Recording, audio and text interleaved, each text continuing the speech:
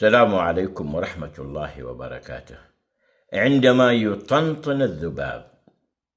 لقد تعودنا نحن في عمان على طنين الذباب الآتي من البعيد الملوث بالروائح المنبثقة من مجاري العفن الطائفي المتخمر في عقول البعض،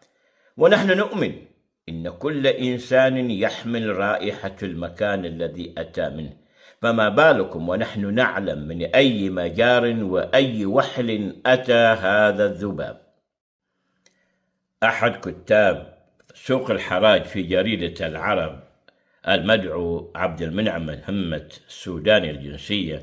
نشر غثيانه اليوم الثلاثاء 6 أغسطس 2024 عن سلطنة عمان،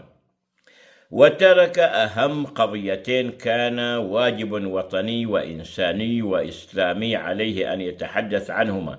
ألا وهما ما يدور في وطنه وما يقاسيه الشعب السوداني المسالم جراء ما تقوم به بعض دول الشر التي طالت يدها عمق بلاده، وسببها يذوق ويلات القتل والدمار، وقضية فلسطين أيضا بصفة عامة وغزة بصفة خاصة التي تحدث عنها الشرفاء. وأنا على يقين تام إن الشجاعة تنقصه للحديث عن ما تعاني منه بلاده أو فلسطين، لأن ذلك سيحرمه من الحقائب السوداء التي تسلم له من الأبواب الخلفية، أو ما يلقى له من فتات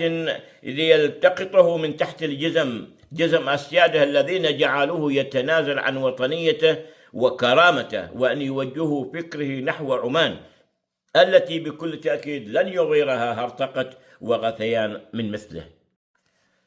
لن أطيل الحديث حول قزم لم يتعدى طوله القلم الذي خط به خزعبلاته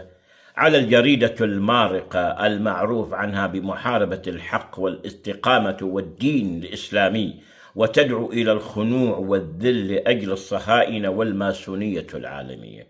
فقط أذكره، يحكى إن ذبابة خرجت من بين القمامة خيل لها إنها نسر، فحلقت في العالي فحرقها ضوء الشمس ووقعت في القمامة التي خرجت منها. دمتم بود.